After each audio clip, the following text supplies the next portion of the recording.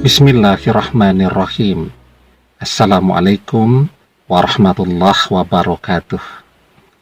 Bapak-bapak, ibu-ibu, mas-mas, mbak-mbak, khususnya adik-adikku sekalian yang dirahmati Allah dimanapun Anda berada. Kembali di IIP Channel bersama saya, IIP Wijayanto. Kali ini kita akan membahas tema 3 tanda mantan yang mudah kena guna-guna sehingga jadi sangat membencimu. Jadi ya, kita akrab ya dengan istilah ilmu pelet, guna-guna, kemudian jampi-jampi dan seterusnya ya. Nah, jadi ilmu pelet, guna-guna itu termasuk ke dalam kelompok sihir ya. Dan sihir itu ya, ada yang namanya sihir perceraian atau sihir pemisah atau sihir kebencian. Kalau orang kita kemudian menyebutnya sebagai guna-guna. Tujuannya apa ya? Tujuannya untuk memisahkan ya dua anak manusia yang saling mencintai, bahkan mungkin sudah menjadi suami istri, sudah berkeluarga, agar berpisah. Ketika mereka berpisah, maka orang yang mengguna-gunai ini ingin menggantikan misal kedudukan sang suami atau menggantikan kedudukan sang istri. Nah, jadi guna-guna atau sihir pemisah atau sihir tafrik ya, itu sudah dikenal sejak lama sekali, bahkan sejak zaman Nabi Sulaiman alaihi salam dulu ya, itu banyak penyihir yang mempelajari sihir perceraian ini. Nah, maka kita bisa melihat penjelasannya di dalam surat Al-Baqarah ayat yang ke-102. Dijelaskan, fayata'allamuna minhuma ma yufarriquna bihi bainal mar'i wa zawjih. Maka mereka ya, jadi para setan itu mempelajari dari keduanya, Harut dan Marut, apa yang dapat memisahkan antara seorang suami dan istrinya.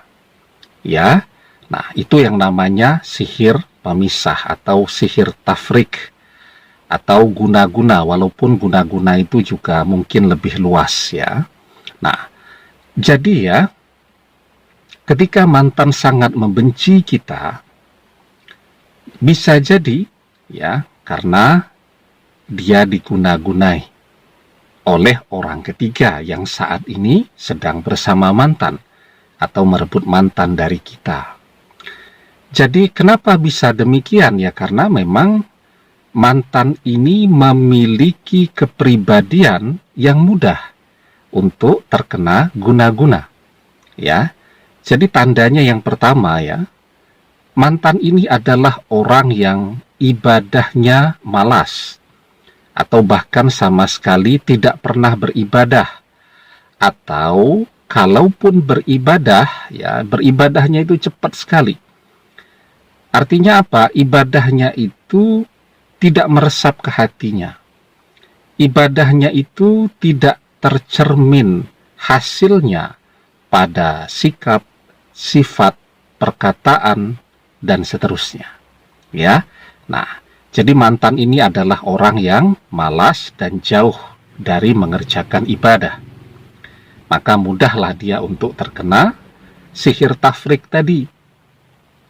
Mau tidur, lebih mementingkan main gadget, chatting, tahu-tahu ketiduran, belum berdoa.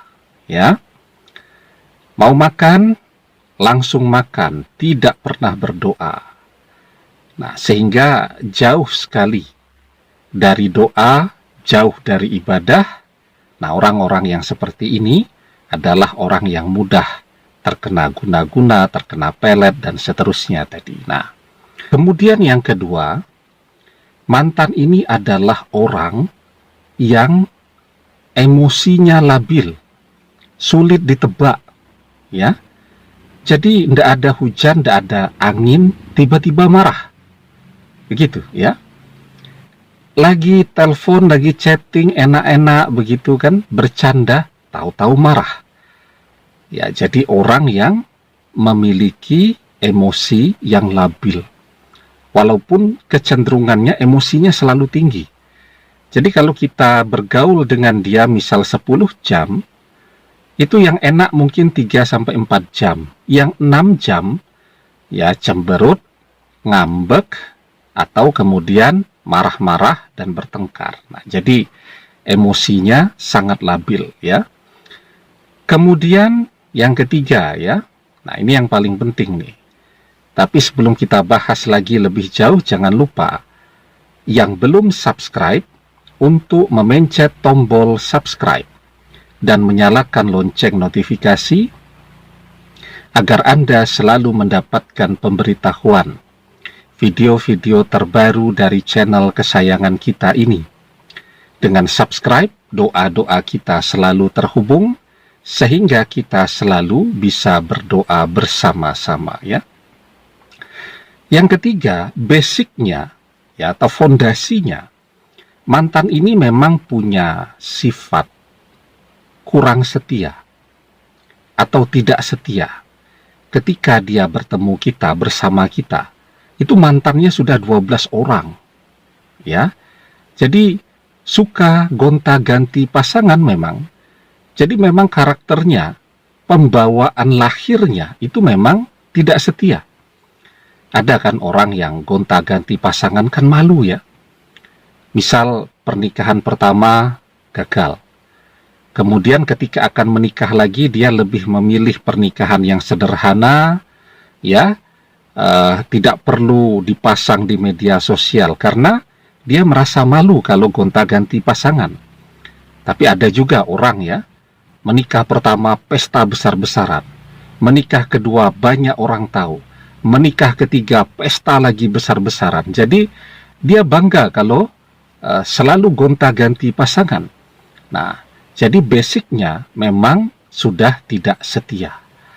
Orang yang tidak setia, ya, itu setan-setan yang membawa guna-guna tadi tidak butuh kerja yang terlalu keras, ya. Dibisik-bisiki sedikit sudah bisa tuh. Berbeda dengan orang yang setia, ya. Orang yang setia itu dia tidak mudah jatuh cinta, tidak mudah dirayu, tidak mudah tergoda, ya. Sehingga setan yang membawa guna-guna tadi juga butuh kerja keras, ya. Kalaupun berhasil memisahkan, belum tentu dia tertarik untuk memilih orang ketiga, misal yang mengguna-gunai tadi. Nah, jadi itu 3 tandanya, ya. Nah, sekarang apa yang bisa kita lakukan? Jadi seperti video kita terdahulu, ya, dibersihkan, diruqyah, ya.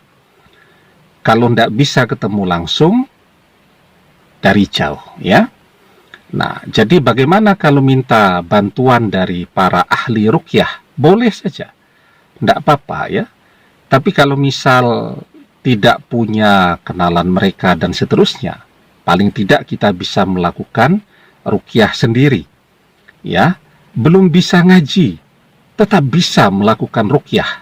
Insya Allah, kalau kita hafal surat Al-Fatihah, nah, kita bisa melakukan ruqyah atau membersihkan mantan dari pengaruh sihir, guna-guna, dan seterusnya tadi. Nah, bagaimana cara melakukan ruqyah dengan menggunakan surat Al-Fatihah? Sudah kita bahas di video sebelumnya, nanti saya cantumkan link videonya di deskripsi, ya. Nah, jadi biar videonya tidak terlalu panjang ini, nanti silahkan mantannya diruqyah, ya. Semoga kalau dia bersih dari pengaruh guna-guna, ya semoga, ya, dia bisa kembali bersama kita lagi. Demikian, semoga bermanfaat Wallahu a'lam bissawab, billahi taufik wal hidayah. Assalamualaikum warahmatullahi wabarakatuh.